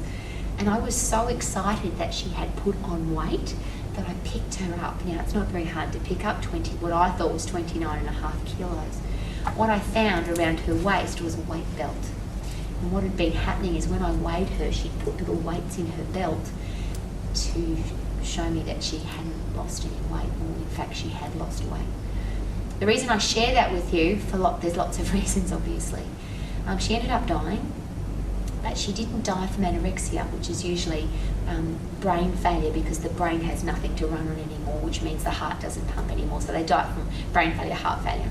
What happened was her husband, and yes, she was married, tried to force feed her, and what happened was, because he was logical, he couldn't understand. It got to the point where he just couldn't take it anymore, and he tried to force feed her, and unfortunately that's how she died. I'm sharing that with you because we cannot afford to push people to this end of the scale. The flip side of that is when you train people that are 140, 150 kilos, their blood pressure is at dying rate, their cholesterol levels are so high that their arteries can hardly get blood through to their heart, They're so overweight that they can't get out of bed. This is not the state that you cannot eat that much food logically. It's because we've put such a stigma on food, and we've taken away the pleasure of eating food and turned it into an emotional nightmare. Because we tell people that they shouldn't and they can't and they mustn't, and that's bad. I'm begging you, as an international fitness professional, please make it very, very clear to your clients that there's no good or bad food. It's just the amount in which we eat it. There's even no good or bad exercise, really. It's just the amount in which you do it. You do a dangerous exercise once, it probably won't hurt you. It's the continuation of that silly exercise over and over and over that gives you shoulder pain, knee pain, back pain. Do not injure your client, not emotionally, not physically, not spiritually. What we've got to do is make sure that we look after our clients so they can simply stick to this healthy, fit, strong, healthy lifestyle for the rest of their life. So the question is, what do you love to eat? Keep away from all this. What do you love to eat? What don't you love to eat? We're never going to make you eat what you don't like, and you can always eat what you do like. What are you currently eating at the moment? Let's make recommendations and suggestions based on what the person's already eating. If somebody's not eating fruit and vegetables, you can't add 7 pieces of vegetables every day straight away and expect them to change unless they decide to, unless that's a recommendation and suggestion that they're prepared to take on board.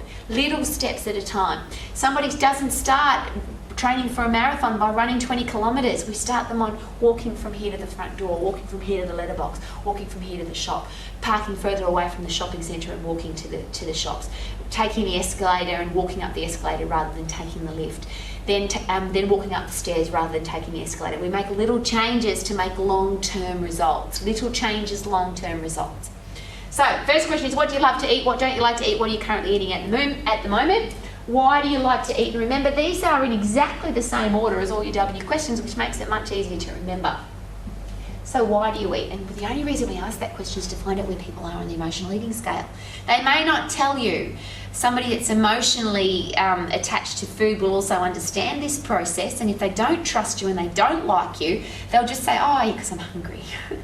And that means that you really need to make them your client for a long-term result, because until they trust you and tell you the truth, somebody that's obese or somebody that's very, very, very thin, there's a reason for it, and we need to find out what that is. Because someone that's very, very, very, very, very thin, that's not healthy either, and want to help them to be healthy, fit and strong. Nobody gets fat from eating air molecules. You know, people say to me, I don't know how I got this fat. Well, that's not true. We've got to find out what the reason is, and we've got to help them to be healthy, fit and strong. So why do you eat? The next question is, where do you eat? Exactly the same order. Now, this is a great question. Where do you like to eat? Do you like to eat sitting at the dining room table? Do you eat sitting at the kitchen bench? Do you eat sitting in front of the television? Do you eat at a restaurant? Do you eat at the drive-through, at the takeaway? Do you eat in the car? Where do you eat most of the time? You'll get a really good idea of whether people have a real set structure to their eating program, or whether they eat because it's just, you know, a fly-by-night thing. People sit down to structured meals. They usually have a different understanding, or perhaps even a more logical understanding to food than somebody that eats on the run, eats when they're angry, eats when they're upset. But you've got to ask all the questions. So where do you eat? Why do you eat? Where do you eat? When do you eat? Be very careful with this question. A lot of fitness professionals will ask this question. So, did you have breakfast this morning? Do you normally eat breakfast? Because we've always heard this. Breakfast is the most important meal of the day. Well, I'm not going to argue with that. I'm not going to dispute that. What I'm going to ask you is to think a little bit wider than that, a little bit more common sense than that. When is breakfast for an international airline pilot? When is breakfast for a croupier at the casino who does the graveyard shift? When is breakfast for a night shift nurse? See, people have different lifestyles, and breakfast for some people is 2 o'clock in the afternoon. Breakfast for some people can change 5 times in a week because they change time zones. So what I'm asking you to do is think a little bit more common sense than, did you have breakfast? What time do you eat? And just ask a general question. It goes like this. In general, what times of the day do you prefer to eat? If we followed you around for a week and you didn't think anybody was watching you, when would we find that you eat generally? And it could be people say to you, well, I usually have a muffin at 11 o'clock in the morning, and then my lunch is around 2 o'clock, and I have a bit of a snack at 4. Everybody's different. That's the whole thing. There's 3 meals a day, 5 meals a day, 6 meals in a day. It's not necessarily going to be achievable for their lifestyle, realistic for their lifestyle, time efficient for their lifestyle. You've got to find out what they're doing at the moment. Don't make too many changes from what they're currently doing, because the changes can be little over a long-term period for long-term results. I'm going to say it again, small changes for long-term results. So, when do you eat? So that's a time frame thing. When do you like to eat? In general, when do you sit down and have a meal, or when do you put food into your mouth? So a real general question. So what do you eat, why do you eat, where do you eat, when do you eat? Fairly basic, but you're going to get a great amount of information from all of those questions. Now comes the emotional questions. Not emotional at all if the person's down 0 on the emotional eating scale. So when do you eat? When you eat, how do you feel? Give me 3 words to describe when you put great food into your body. How do you feel? Now, logical end of the scale says I feel full, I feel satisfied, I feel good, I've had a great meal, I love it, it was awesome. Emotional end of the scale, this is the top end 10. How do you feel when you eat? I feel fat. I feel out of control. I feel guilty. I feel bad about myself. I feel that I wish I hadn't eaten. I feel suicidal sometimes. I've dealt with many eating disordered young ladies. So the question is, how do you feel when you eat? Really, really easy to look after when somebody says, I feel full, satisfied, fantastic, and I go on with my life. Versus, I feel guilty, emotional, bad about myself, I feel out of control. How do you feel if you don't eat? So how do you feel if you do? How do you feel if you don't? Same again, emotional, unemotional, logical end of the scale. How do you feel if you don't eat? I feel hungry. I feel dizzy. I feel weak. I feel like I need to eat some food. This is when a guy might say to you, I feel a bit angry because when I'm hungry, I want to eat some food. I get a bit snappy when I'm hungry because my brain's not working properly. See, but that's logical. Here's the emotional answer. How do you feel if you don't eat? I feel powerful. I feel strong. I feel in control. I feel good about myself. I feel positive. Now, one of 2 things. As an international fitness professional, you now refer. We want to go to a counsellor or a psychologist. You would say, this is way out of my league. I would love to be able to help you with your exercise program, but we really need to get you some help. The way you're feeling about your food, because you obviously have some emotional attachments and emotional challenges with food. I would get out there. However, as you can see from my point of view, I haven't in the past. What I've done is a lot of research, a lot of study, spent a lot of time with people and asked a lot of questions, and that's the most important thing. I've asked a lot of questions. I've also been very non-judgmental, and the reason why I've got answers is when my clients have said to me, Rowena, I've just eaten 5 packets of Tim Tams, I haven't gone, oh my God, can you believe how disgusting that is? I've said things like, really, what kind were they? Were they young? Because when people trust you and they believe you to be non-judgmental, they'll share with you. And when they're telling you the truth, then you can help. I have also been to the psychiatrist and psychologist and eating disorder counsellors with a lot of my eating disordered women, and they just lie their backsides off because they don't trust the counsellor, they haven't built rapport with the counsellor, they don't believe that the counsellor really cares about them or the psychiatrist really cares about them. If you are an international fitness professional, I believe you've done this for a reason. You've done this because you want to help people. And if you do, it's not about giving advice, it's not about counselling, it's not about being a psychiatrist or psychologist. I'm not asking you to do any of those things. What I'm asking you to do is to genuinely care about people, ask questions and listen. And if somebody is sharing with you that when they eat food they feel guilty, and you just ask the question, tell me about that, and they start telling you, Rowie, and I'll give you another example of one of my eating disordered girls. Her eating plan, in the morning she would eat a packet of juicy fruit chewing gum, she would chew the whole packet and then she'd throw the chewing gum away. But she would also count the number of times that she chewed the chewing gum. And if she chewed it too many times, she felt guilty. She would have a cup of tea and she would dunk the tea bag a certain number of times, and if she dunked the tea bag more than that number, she would throw the whole cup away and start again. She would eat food inside the circle of a particular plate that she had to eat, and if the food went outside that circle, she wouldn't eat it. She'd throw it away and start again. For those of you at the logical end of the scale, you're just thinking now, right now, I can see it in your eyes, I can hear you thinking it. What? That's just ridiculous. Well, when you're at the 10 end of the scale and you have no logic anymore in relationship to food, it's all emotional, that's exactly how you live your life. You become totally bizarrely bamboozled with everything that's going on with food. Can you see why I'm asking you not to push people up that end of the scale? If you do come across people like that, be non-judgmental. Tell me about the plate that you eat off. Tell me about how many times you chewed the chewing gum. How many packets of Tim Tams did you eat? Some of my big obese girls, and I'll give you another example. I had a bulimic client, and to make herself sick, because she couldn't, it was really difficult for her to make herself vomit, she would eat 2 chickens and a watermelon. So she would buy 2 roast chickens, eat the whole lot because it was greasy. Then she'd have watermelon, which then she told me the water and the grease inside her stomach would make her feel sick. And because when you eat watermelon, it makes you feel sick because it's got so much water in it, and that would help her throw up. So at the end of the day, she would just eat this ridiculous amount of food, and then right at the end of the day, she'd eat 2 chickens and a watermelon so that she could throw it all up. Do you think this is logical? This is all emotional. But when she shared that with me, first of all, she shared it, which means she trusted me. Second, when she shared it with me, I went, really? Tell me some more. So I wasn't judgmental. I didn't have a look on my face like, oh, you're from another planet, you're an idiot. And what happened is I had clients who trusted me. When they trust you and you come then with the advice of, how about we drink some more water to have got clear wheeze? Rather than, you have to drink 1 litre for every 25 kilograms of body weight. Now they trust you, so they believe what you share with them. So it's really, the recommendations and suggestions that you make can be based on trust and genuine care, rather than she's telling me to do that because she's a counsellor. How do you feel if you do eat? How do you feel if you don't?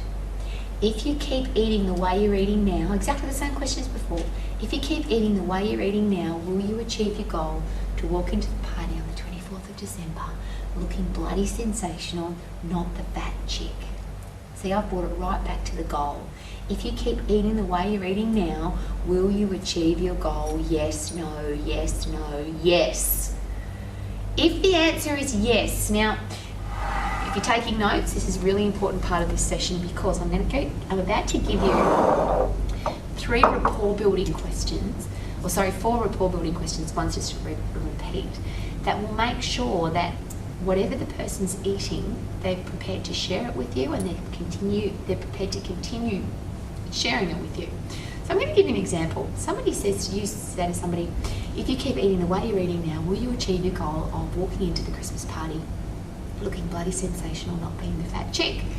And this woman who is currently under the care of a naturopath or a chiropractor or a dietitian will say to you, yes, Rowie, I'm on the mung bean, lettuce and green bean diet. So all I eat is mung beans, lettuce and green beans. Now I'm just making that up off the top of my head.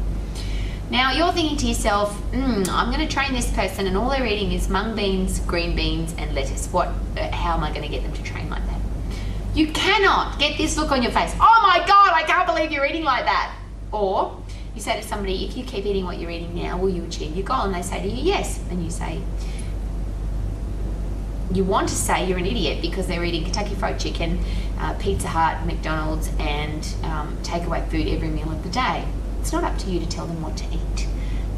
At this stage, it's not even up to you to make recommendations and suggestions, because they haven't asked you to make recommendations and suggestions. They've told you that if they keep eating the way they're eating now, they will achieve their goal. So no dispute, no argument. All you're going to say is this. First question. Fantastic. You're happy with your eating plan. I'm going to help you with your exercise plan. A couple of quick questions. How's that working for you? How do you feel that's working for you? Do you believe that this is a great way for you to eat? So you're eating mung beans, lettuce and green beans. How's that working for you? And they say to you, it's working fantastic. So the first question is, how's that working for you? And they say, fantastic. And you say, awesome. Next question. Are you jumping out of bed Are you jumping out of bed with energy, enthusiasm, and excitement to start the day? And are you maintaining that energy throughout the day? Because, you know, some people fall asleep at 2 o'clock in the afternoon and they get home at night and they're absolutely exhausted. Your eating plan, which is the fuel that you're putting into your body, are you jumping out of bed with energy, enthusiasm, excitement, maintaining it throughout the day, and you're coming home with heaps of energy as well? And if the answer is yes, you're going to have fantastic. You're going great on the mung bean, lettuce, and green bean diet. No argument. So first question is, how's that working for you? Second question, are you jumping out of bed with the 3 E's? It's easy to remember. Energy, enthusiasm, excitement, and you can maintain that throughout the day. Easy question. Third question, where you and I are going to be doing some exercise. We're going to be doing some healthy, fit and strong strength training and cardiovascular exercise to make sure that you're healthy, fit and strong. Do you feel that the mung bean, lettuce and green bean eating plan will keep you feeling healthy, fit and strong so I can push you quite hard during your exercise program? And they say, yes, I've got heaps of energy on the mung bean, lettuce and green bean diet. And you're going to say, that's awesome. So you really strongly believe that on the 24th of December at 7:30, you're going to walk into the Christmas party looking bloody sensational, not the fat chick, by sticking to the green bean, broad bean, jumping bean diet. And they say, yes, leave it alone. No more recommendations and suggestions on food, leave it alone. Promise me. You'll leave it alone. Because if you jump in here and say, that's a ridiculous diet, I can't believe somebody's put you on such a stupid diet, if you continue to eat junk food every day, you're just going to get fatter and fatter, you'll break down the report, they won't like you, they won't trust you, and they're never going to make a change. Ask the 4 questions. If the answer is yes, leave it alone, please.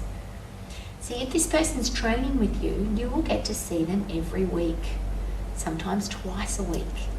You'll be talking to them on email, you'll be talking to them on voicemail, you'll be talking to them on text messages, you'll be Skyping each other. You will be building a relationship where you're seeing them every single week. And it's so easy to ask those questions again, 3 weeks' time. How are you going on the bean diet? Are you still jumping out of bed with energy, enthusiasm, and excitement? Are you still feeling healthy, fit and strong? Do you still feel really confident that on this green bean diet you're going to walk into the Christmas party looking bloody sensational, not feeling like a fat chick? And she says yes, and you go, fantastic. With energy, enthusiasm and excitement. Because you can't change anything unless the person wants to change it. 5, 6, 10 weeks, 6 months, 12 months down the track. Are you still on the green bean diet? How's it working for you? Oh, I'm a bit tired and lethargic. So you're not jumping out of bed with energy, enthusiasm and maintaining it throughout the day? No, not really. So do you still feel healthy, fit and strong so that we can make sure that you're doing lots of energy and strength training? Nah. Would you like me to make some recommendations and suggestions that might be a little bit different from the green bean diet? Now the person says, as a matter of fact, Rowie, I could really use your help now. Now we've got a whole different process going on. So when you get through the W questions, so what do you like to eat? What don't you like to eat? What are you eating at the moment? Why do you eat? Where do you eat? When do you eat? What time of the day do you like to eat food? How do you feel if you do eat? How do you feel if you don't eat? If you keep eating what you're eating now, will you achieve your goal? Yes, no. If the answer is yes, you've got to go into the 4 supplementary questions. They're really easy. How's that working for you? Big happy smiley face. How's that working for you, that green bean diet? Are you jumping out of bed with energy, enthusiasm and excitement and maintaining it throughout the day? So how's that working for you, the 3 E's throughout the day? Are you feeling healthy, fit and strong so that you can train hard? HFS, healthy, fit and strong. Are you feeling healthy, fit and strong? Are you feeling healthy, fit and strong? And the last question, supplementary question, so you really believe, and then you relate it back to the goal again, so it's the same question, you really believe that if you eat on the green bean diet, you're going to achieve your goal by the 24th of December. If the answer's all yes, we stop with the food now. We leave it alone, leave it alone, leave it alone. If the answer here, if you keep doing what you're doing now, do you think you'll achieve the goal? The answer is yes. Now what's got to happen? Sorry, if the answer is no, guess what's got to happen? No, the answer is no. What would you like me to do as your fitness professional in regards to recommendations and suggestions to help you to eat more effectively so that you have got lots of energy so you can be healthy, fit and strong? It's really easy and you tap in really nicely. If the answer is no, I don't think that I'm going to eat the way I'm eating now, You have the right now to make recommendations and suggestions, but that's all. That's all. Recommendations and suggestions, nothing else, just recommendations and suggestions. Nothing else, recommendations and suggestions. Recommendations and suggestions. We don't write diets, we don't write eating plans, we're not dietitians, we're not nutritionists. We make recommendations and suggestions. Now you know the recommendations and suggestions it makes, they're so simple. If we could get the whole world to drink more water till you've got clear wheeze, drink more water till you've got clear wheeze, drink more water till you've got clear wheeze. The reason I focus on water so much is that the brain is 90% fluid. If you dehydrate, your brain doesn't function very well. What does your brain control? Everything. It controls your metabolism, it controls your moods, it controls your strength. Everything comes from your central nervous system, which is your brain. So if your brain starts to dehydrate, then the rest of your body doesn't function effectively. So it's not about 25 kilograms equals 1 litre of water. It's about get people to drink more water till they've got clear wheeze. It's easy to measure. If somebody's got long clear wheeze, guess what? They're hydrated. Simple. Ask your client, have you got long clear wheeze? First recommendation, drink more water till you've got clear wheeze, drink more water till you've got clear wheeze, drink more water till you've got clear wheeze, drink more water till you've got clear wheeze. Easy. Second, eat more fruit and vegetables, eat more fruit and vegetables, eat more fruit and vegetables, eat more fruit and vegetables. Now, ask what they eat. If they don't like fruit and vegetables, we just look, we need to add, my recommendation suggestion was want to add some vitamins and minerals, antioxidants and fibre into your current eating plan so that you have more energy and enthusiasm to get you through the day. And vitamins and minerals and phytochemicals and antioxidants, will stop you from getting sick and feeling bad. How so many people get a cold and flu in winter time, but if you eat lots of fruit and vegetables, you have lots of phytochemicals and antioxidants so you feel better. So we just need to find something, and now I'm talking to you personally, so imagine you're asking me, so what is it, Rowie? You don't like fruit and you don't like veggies, but we want to have lots of energy and lots of enthusiasm, we want to have a fast metabolism and we want to get all the junk out of your body and we need fibre to do that. What possibly would be a suggestion for you to get you to have some fruit and vegetables? Could we eat one piece of fruit, one piece of vegetable that isn't a deep fried potato? If we could eat one every day, what would it be? See if we can get people started on one piece of fruit. And if they don't like fruit, could we drink a fruit juice? If they don't like vegetables, could we drink a vegetable juice? If they don't like vegetables, could we have a salad sandwich? Maybe we could have a Subway with some salad on it. Maybe we could order some roast vegetables. But what could we get you to eat, Rowie, that you would love that's just one piece every day? See, little changes for long-term results. Little changes, long-term results. If somebody's already eating 3 or 4 pieces of fruit every day, fantastic. If they're already eating fresh fruit and vegetables, fantastic. But guess what? There's plenty of people who don't. I had a client, and I use this story all the time. I had a client, his name was Matt. So I always ask my clients, how often do you do number 2s? Which is a really great question because it'll tell you how much fibre they're eating. Ideally, you would eat enough fruit, vegetables and fibre, whole grain things, to do number 2s twice a day. And the key here is that they slide out easily. I'm going to say that again, and don't you dare be embarrassed because everybody poos and it's really important to poo. At least once a day, twice a day is ideal, and they slide out easily. I said to my client, I used his name, but there's lots of Matts in the world. I said, Matt, how often do you do number 2s? And he said to me, Sundays. Can I share with you please that Sunday once a week is not good? I wouldn't share that with my client, and I didn't. I just went, oh really? And how does that happen? He said, well, I go into the bathroom with the newspaper and hope that something comes out. What that's sharing with me, he didn't have to tell me what his eating plan was, but you could guess straight away. We have very little fibre, in fact no fruit and vegetables. He lived pretty much on takeaway food and oven meals with no vegetables in them. Well, sorry, freezer to the oven, microwave type meals. So little changes. We started putting one piece of fresh tomato on his bacon and cheese roll in the morning. We started putting an orange juice instead of his chocolate malted milkshake. Just little tiny changes, long-term results. So eat more fruit and vegetables, eat more fruit and vegetables, drink more water till you got clear wheeze, drink more water till you got clear wheeze, eat more fruit and vegetables. Recommendations and suggestions based on the person's eating plan and the SMARTY principle. It's not that complicated. We add those recommendations and suggestions in only if the person says, no, I don't think I'm going to achieve my goal if I keep eating the way I'm eating. I do need some recommendations and suggestions. Once you've made the recommendations and suggestions, What are you prepared to do? So you've asked me how I can help you. I've given you some recommendations and suggestions. What are you prepared to do?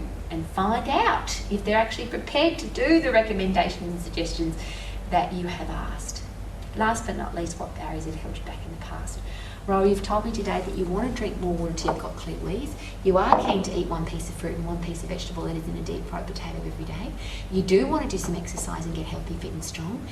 Based on all of that though, what barriers have held you back in the past as far as your food goes that you may not have been able to stick to that program simply for the rest of your life? And I might say to you, I don't like cooking, or I don't have time. We have to get over those barriers. So you're going to have to find quick ways for your client to get fruit and vegetables, a quick way for them to drink more water till they've got clear wheeze. What I've just shared with you is all I believe, and this is only my opinion, that you need to know about nutrition, because there are experts in this world. They're called dietitians and nutritionists, and they understand all the chemical makeup of food. They understand the bio breakdown of carbohydrates and proteins and fats.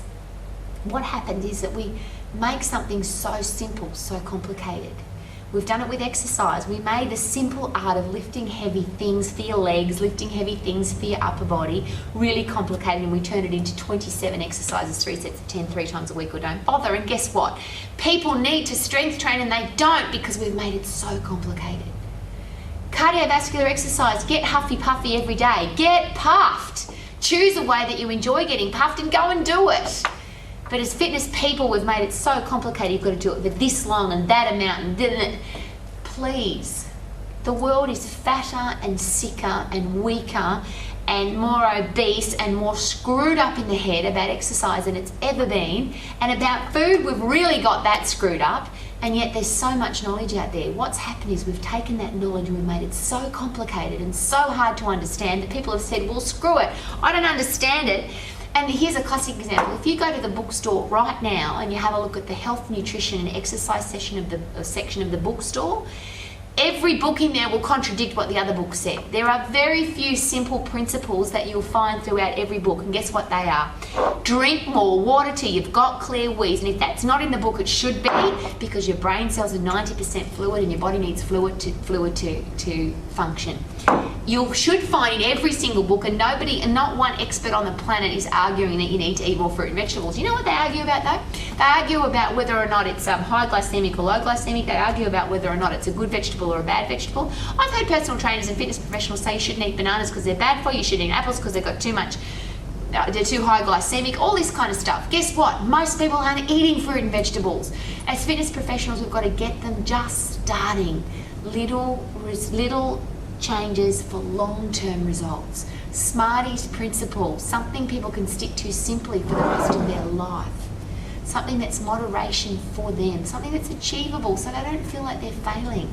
You have a client come to you and say, Rowie, I don't eat fruit, and yesterday I ate an apple, I ate a whole apple. Do you know, for some of my clients, I've cut apples up when they've come to see me, and they've really enjoyed it just because I took the time to cut the thing up. It's funny, at the college, when I get to spend a day in the college, and I absolutely love it. If you put an orange in the fruit bowl, most people won't take the time to peel an orange and eat it. However, if at morning or afternoon tea time you cut that orange up into quarters, people grab an orange and go, wow, that's so yummy. See, sometimes you've just got to find the little achievable things that make the big differences. As an international fitness professional, I'm begging you, keep people off the top end of that ridiculous emotional eating scale. Keep people away from feeling guilty about eating food, as we started with today.